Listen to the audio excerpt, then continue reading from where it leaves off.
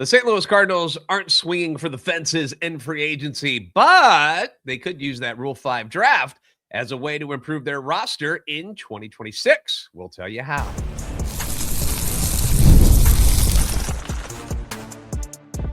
You are Locked On Cardinals, your daily St. Louis Cardinals podcast, part of the Locked On Podcast Network, your team every day.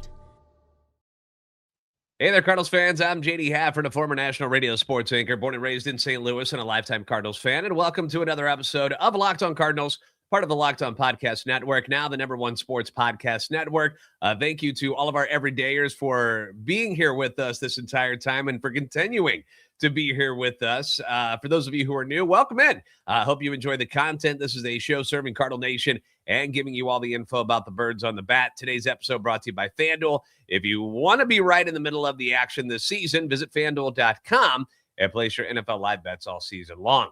On today's show, we'll be discussing the latest ongoings from the winter meetings, including the two big free agent signings.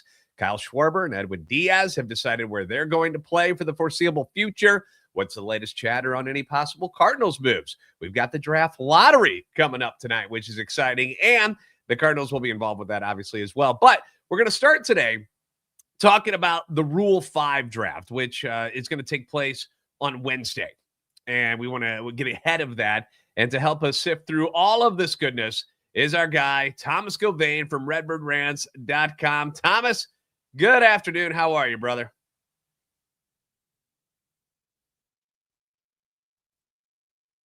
All right, you are on mute. I'm muted, so I guess now I'm doing better. We're off to a firing start. This is good. Hey, it's a Tuesday. Give us a minute.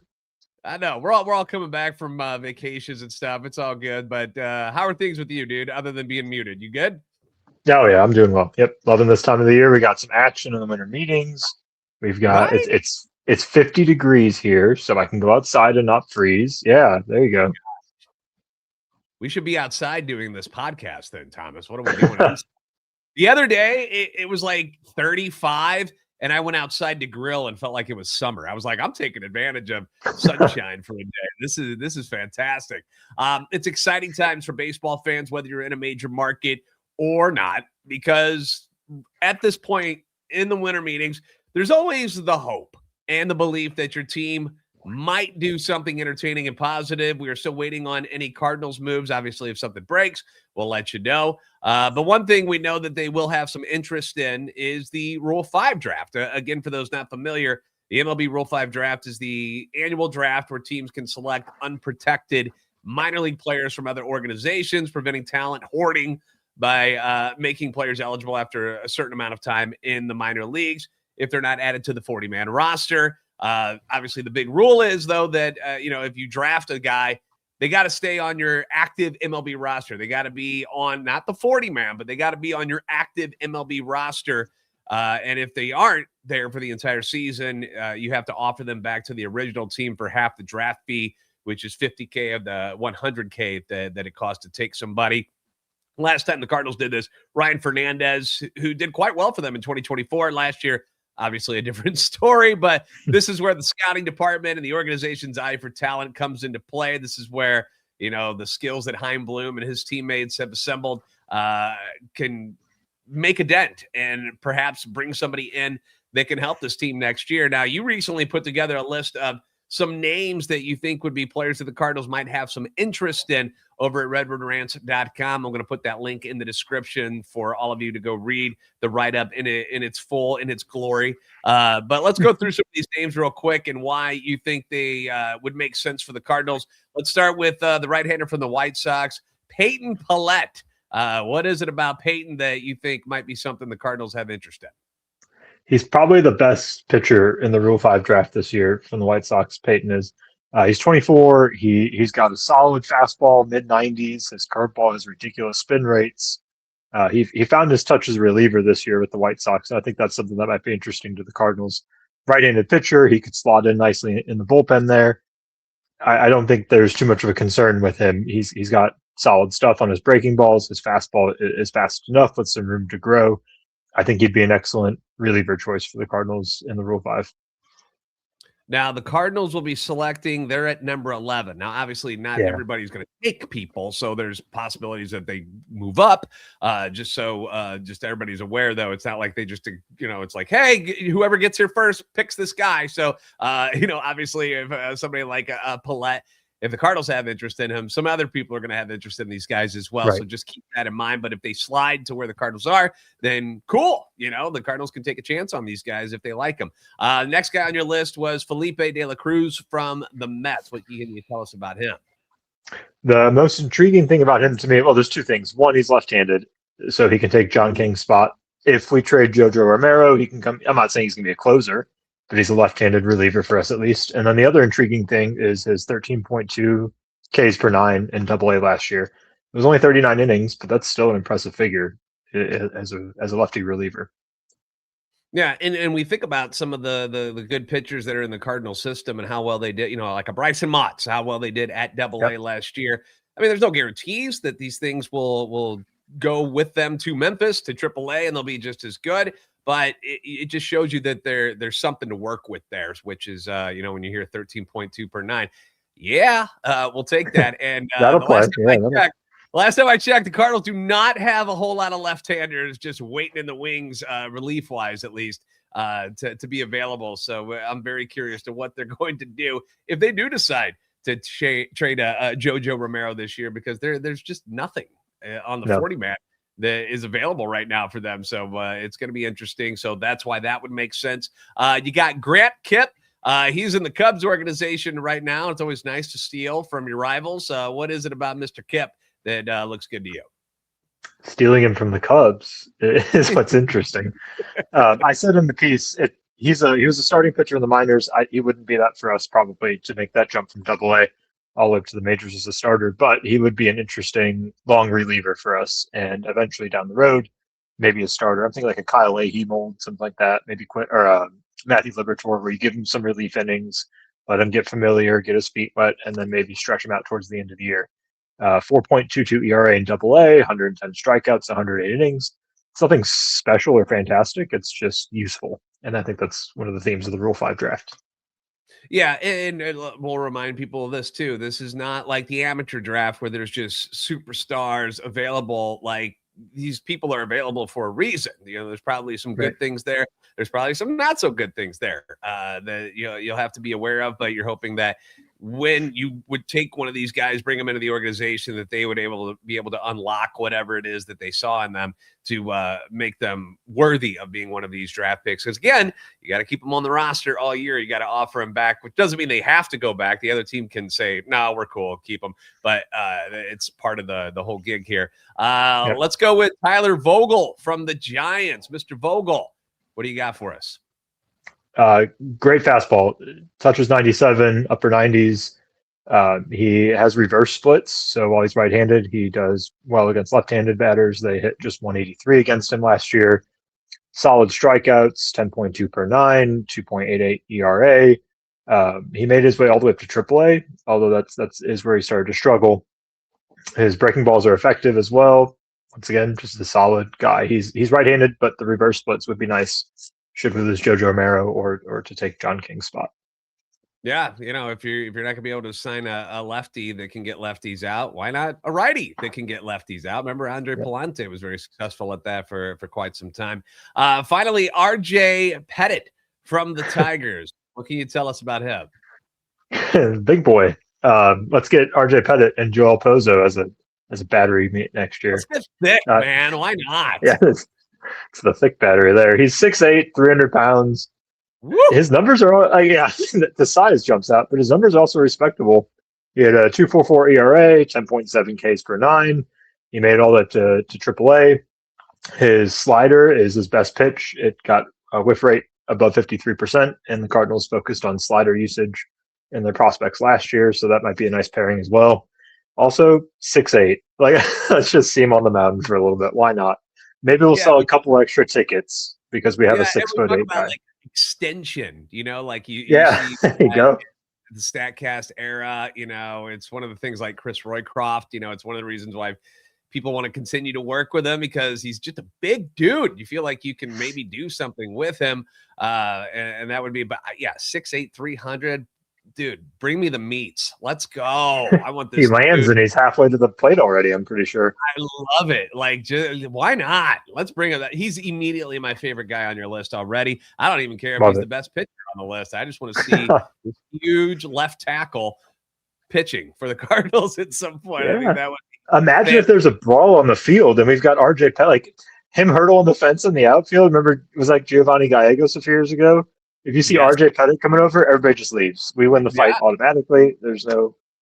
If you're going to go up and into somebody like, maybe a Pete Crow Armstrong at some point for the Cubbies, you think he's going to, charge the mound on a guy at 300? I don't think so. But I would love to see him try. But, we're not advocating for anybody to be hurt. Don't do that. No, of course not. Name the Cardinals left unprotected on the other side of the coin here.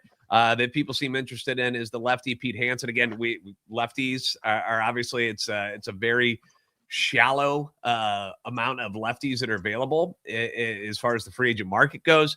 2022 third-round pick out of Texas. Finished with 3.93 ERA, 123 Ks, 37 walks, and 137 and a third innings at Double-A. Fastball hits about 92. Good chase rate on the slider. Good changeup. There's only so many spots that the Cardinals could, protect. So this was one of them. They're like, oh, well, we don't want to lose him, but hopefully, he's able to come back to us. But it's somebody that has been brought up multiple times by, national media guys that, hey, this is a guy that some of these other teams might be looking at. And that's simply because left-handers are not easy to find these days. It's one of the reasons why we think JoJo Romero's market is so strong right now as far as his trade market. You know what? We're going to get into that here in just a bit. We're going to talk the trade market with the Cardinals and who Thomas thinks is probably going, who he thinks is probably staying, and maybe some teams that fit these certain players if the Cardinals were to make a deal. We'll get into that next on Locked On Cardinals.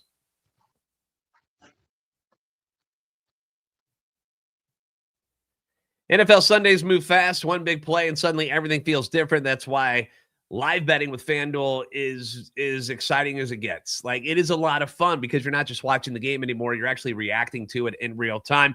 FanDuel lets you place bets as the action unfolds, every drive, every momentum swing, every highlight moment. Live betting it's the best when you're in a game that's just going back and forth all the time, because then you got to kind of key on who you think is going to be that next hot receiver or quarterback, or maybe something on the defensive side. Momentum flips. That's what makes it the most fun. Let you jump right into the moment with FanDuel. They give you the live spreads and money lines adjusting instantly. Player props update as guys heat up. You can bet on the next touchdown or the next drive result and a whole lot more. Every snap, every drive, every possibility. So if you want to be right in the middle of the action this season, visit FanDuel.com and place your NFL live bets all season long. That's FanDuel.com to place your NFL live bets all season long. FanDuel, the game moves fast, and so can you.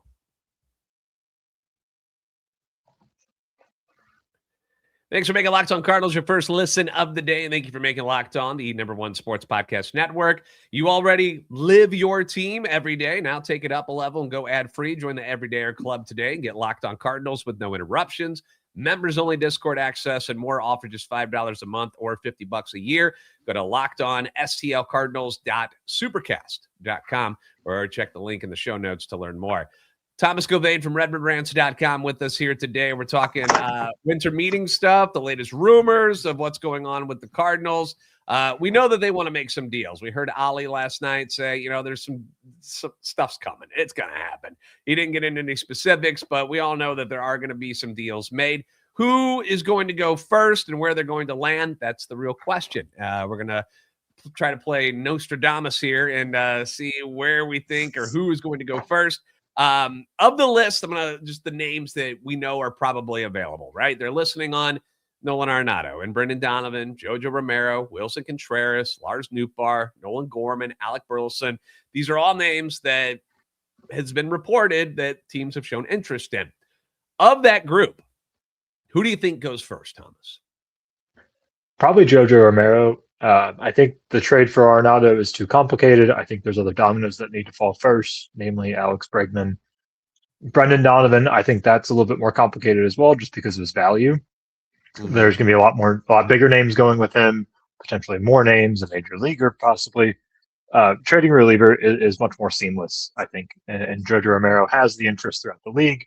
It's been reported. It's a 1-year deal for him that he has left. That's a pretty straightforward deal. So I'd imagine he's one of the first to go.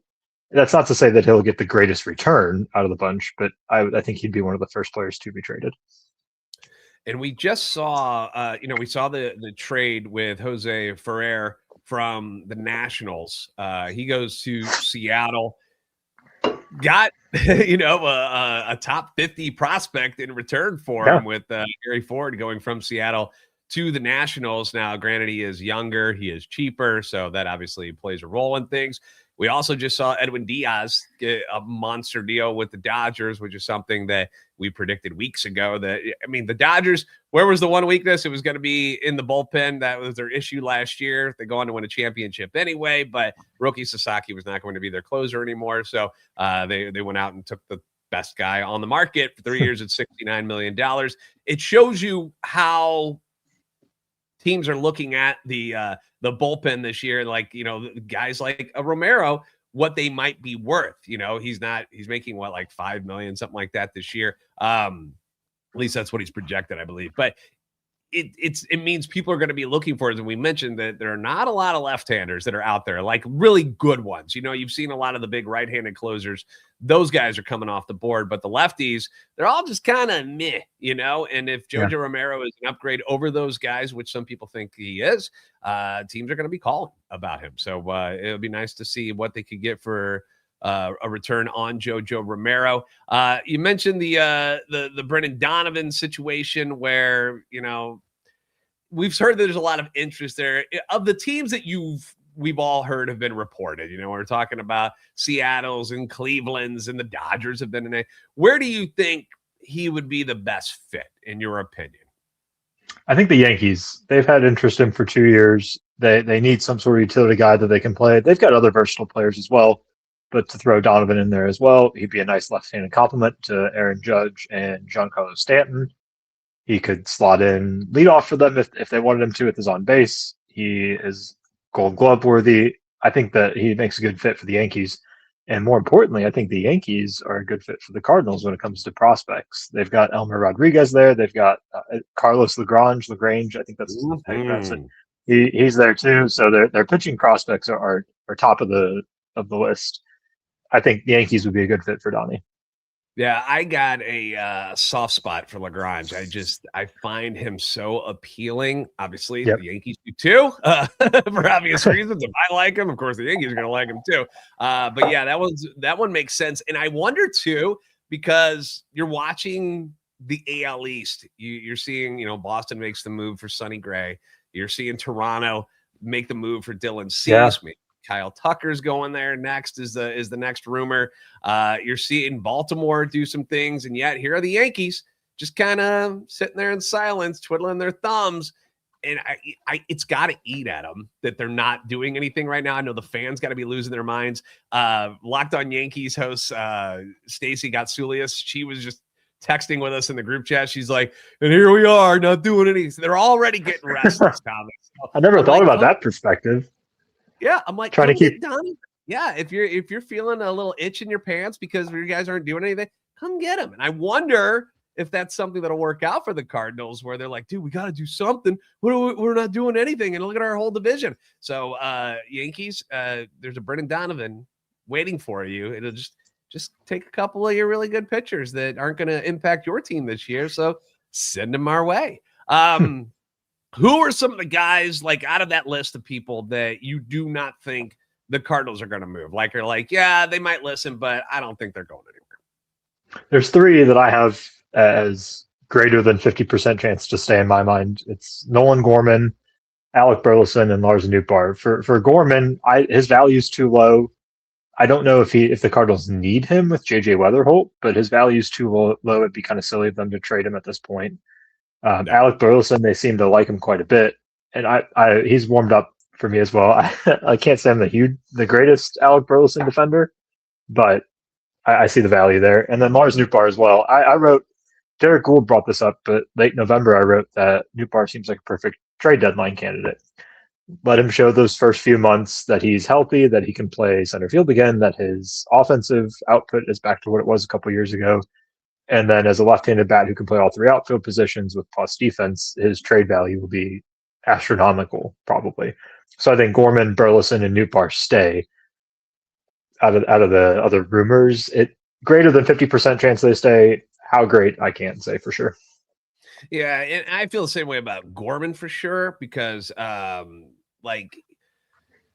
you just hate to not give him you still have never given him a full year. Like, it still hasn't happened. And maybe he doesn't deserve it. Maybe you've seen enough of him and you're like, look, he's never going to figure out that hole in his swing that leads to this many strikeouts, and the home run power is just going to be untapped potential because he doesn't square it up enough.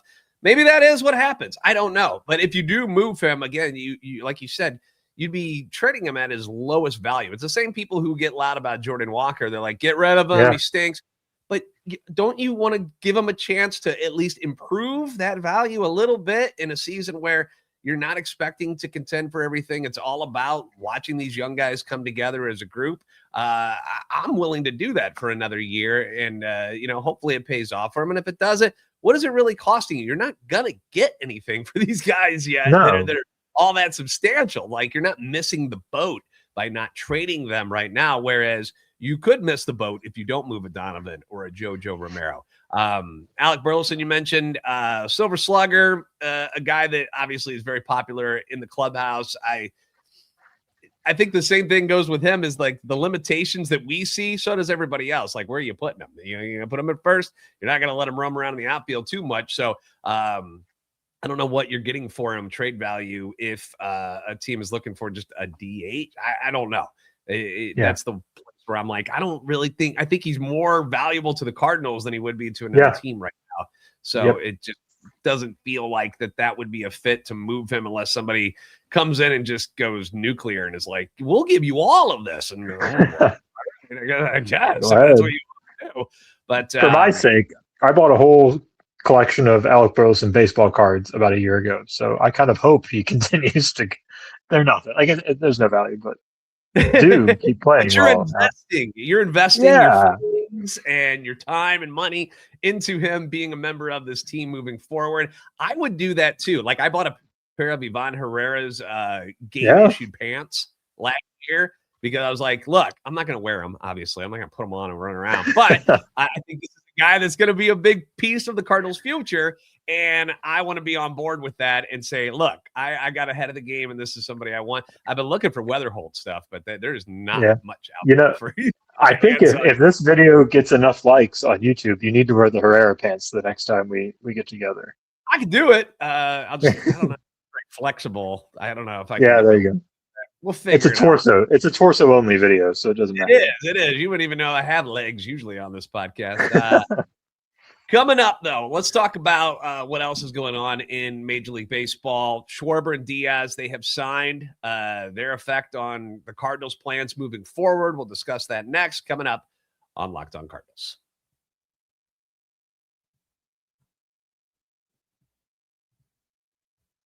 The World Cup is coming back to North America for the first time since 1994. 48 teams for the first time ever. It's going to be massive. It's going to be awesome. Like, even if you're not a soccer person, you watch the World Cup. Everybody does. And let's be honest, now you have a chance to go to it. You don't have to, go across to another country. You don't have to clear the oceans to get to it this year. It's here in the States, and getting tickets is going to be the hardest part normally.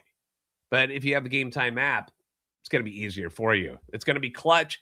Finally giving fans a real advantage when it comes to snagging seats. You can track price drops in real time, get alerts when great seats open. You can buy tickets the moment they hit the app. They'll be like, here, the two you were looking for, they're available. Boom, boom, couple hits, bang. Power's right back in your hands, makes going to the World Cup realistic instead of impossible. And you can use the Game Time app for all of your favorite sporting events or concerts. Obviously, the Blues, people are starting to feel good about them again. You can get tickets. They got a bunch of games coming up at home here in the near future. So make sure you check it out.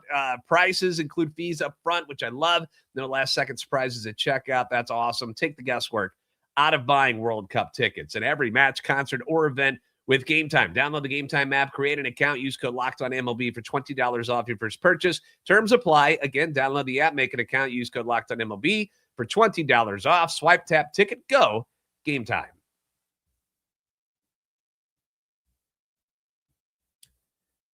Did Locked On Cardinals make your Spotify Wrapped? Well, prove it on social media. To secure a free month of our brand new Everydayer Club, just tag our national Locked On Podcast Network account on any social platform, and we'll drop you a code. Be one of the first to join the Everydayer Club to get your favorite show, ad-free, and exclusive access to the members-only Discord channel. Thomas Gauvain from RedbirdRants.com is with us. All right, let's talk about everything else going on in Major League Baseball's winter meetings and how that's affecting the Cardinals. Schwarber and Diaz are the big names that have signed on Tuesday morning. Most people were kind of waiting on the Schwarber domino to fall, and that would get things moving along. He is going back to the Phillies, 5 years, $150 million. That's $30 million annually for a DH, which is crazy money, but 56 home runs is also crazy as well. The best part about this, in my opinion, Thomas, is the fact that he is not in the NL Central. There were, Reds fans and Pirates fans were like, whoa, we're going to get him. And, it started to make believers, specifically out of Reds fans. I don't think any of us thought Pittsburgh was a realistic option. But the Reds really thought they had a chance, and apparently they just wouldn't meet the financial spot that the Phillies were willing to go to, which was 5 years at 150. Your thoughts on that deal, and are you as happy as I am that we don't have to see him in the Central again? Yeah, quite happy. That's where it starts for me, is the lack of him in the NL Central. I think it also, I know the Phillies are probably a super team, but the fact that they're not the Yankees or the Dodgers also makes me happy, and the fact that the Dodgers are going to have some more competition in Philly next year should also be exciting. Yeah, we mentioned, Diaz going to Edwin Diaz, not his brother Alexis, who I don't even know if he's on a roster anymore. He kind of flamed out pretty quickly. He was with the Dodgers last year for a little bit. But anyway, Edwin Diaz goes 3 years, $69 million, becomes the highest paid closer in history. Yeah. It did shock me that he went to the Dodgers. The Dodgers had a need, and they're going to throw money at any problem that they have. So just shows you, it's going to bump up the level of JoJo's market if he does get traded, that maybe it makes him worth more because he's not getting paid nearly as much, and prove that he can close if you want him to. Was able to do that for the Cardinals successfully at the end of last year.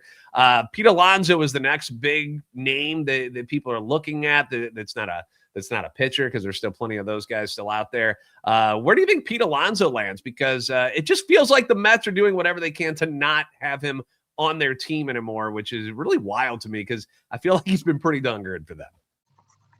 Yeah, the Mets seems like a good fit for him. They don't have much interest for what I've seen, though, at least. I don't know why. I mean, he hits home runs for them like crazy. He'd be a nice power bat behind Juan Soto.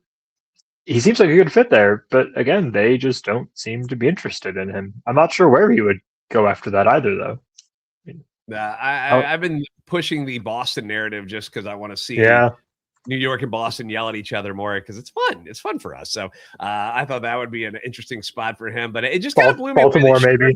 Schwarber's market, where he's 2 years older, does not play first base, is just a DH, which, Alonso could be at that point. It's, sooner rather than later.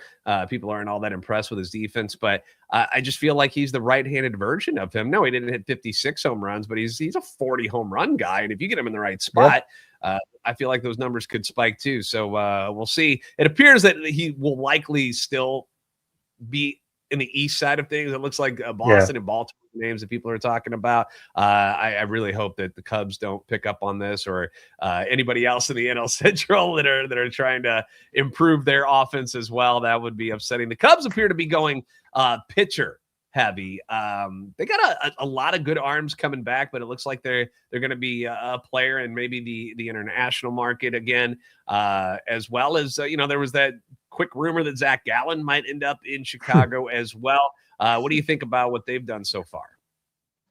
I'm happy that the Cubs have been quiet. as a Cardinals fan. It's nice to see that they are not making a huge push that they could. Imai, I've seen a lot about him. Tatsuya Imai going to the Cubs potentially.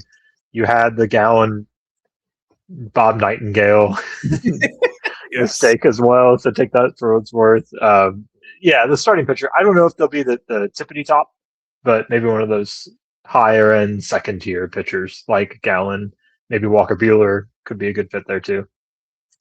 I was going through their names yesterday, and I'm like, they kind of like, if Justin Steele is back, I mean, how many starters are they going to have? Because they still got, a Jameson Taillon, they got Cade Horton, Imanaga's coming back. He took their offer. So there are already, you've got Boyd is still there. Like, there's already kind of chock full of starters. So unless they're trading somebody away, I was a little surprised that it was all starters that were being mentioned for the Cubs, but we'll see how it all plays out.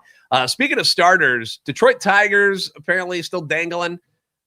Tarek Skubal out there. If you were Detroit, and I'll ask this for both guys because we're running out of time here, but them trading Skubal and the Diamondbacks showing trade interest, like moving on from Ketel Marte, who they just signed last year to a 6-year deal.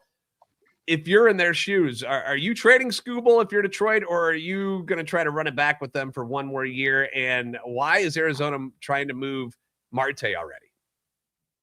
Man, the package you'd get for Skubal would be so enticing, but I feel like you got to keep him. He's one of the best pitchers that the league has seen in the last few years. If I had my way, I would give him blank check. Put what you want on there, Skubal. We'll sign you for 10 years. Stay here and lead us. I think that's what I would do if I were the Tigers. But I got to imagine the package they could get for him has got to be absurd. So that might be enticing them too. Ketel Marte makes 0 sense to me why they're trying to trade him. He's on a pretty team-friendly contract. It's $16 million. It caps out at just $22 million. He is 32 next year, so perhaps the age might be worrisome to them. But he had a career year last year. I don't expect a lot of drop-off from him. Either of those players being traded would be baffling to me. And the scariest part is that they would both probably go to one of those big-name teams, and it'd be so polarizing for the sport. Oh, for sure. Yeah, that's the only thing I can think of is they're just like, hey, we're going to put it out there. And if somebody brings us, as I call it, the Godfather offer, then sure, we'll talk about it. Are they really trying to move Marte? I don't know why you would want to. I love that dude. I think like if the Cardinals were in a different spot in their world and in their development, I'd be like, yes, go get that dude. Cause I freaking love that switch hitter with pop from both sides. He also plays a little bit of outfield too. He's kind of like the upgraded version of Brendan Donovan, in my opinion, because of the power that he offers you. And he's a switch hitter. So maybe not as good defensively. I don't really know, but it's, I don't know. It's very interesting and things continue to move along in the hot stove. I still have not seen any updates on anything with the Cardinals. That's what I was hoping you and I could break something in this video or the podcast today, but I guess not. All quiet. The only thing we're breaking is that the Colts are signing Phillip Rivers at the age of 44. Yep. That's the only thing I'm seeing in sports. Breaking and has nothing to do with baseball whatsoever. But if anything does break, obviously check out redbirdrants.com. Thomas will be all over it there. Obviously, you can find us here at Locked On Cardinals and our socials as well. We'll be able to help everybody through that. So we're waiting. We're all waiting for something to go down. Not sure when or if it's going to happen here. If you had to make a guess of you just JoJo, that's the number one guy who gets moved at the winter meetings. If that's the only move, it's JoJo, you think? Yeah, I think so. Maybe Brendan Donovan, but probably JoJo Romero.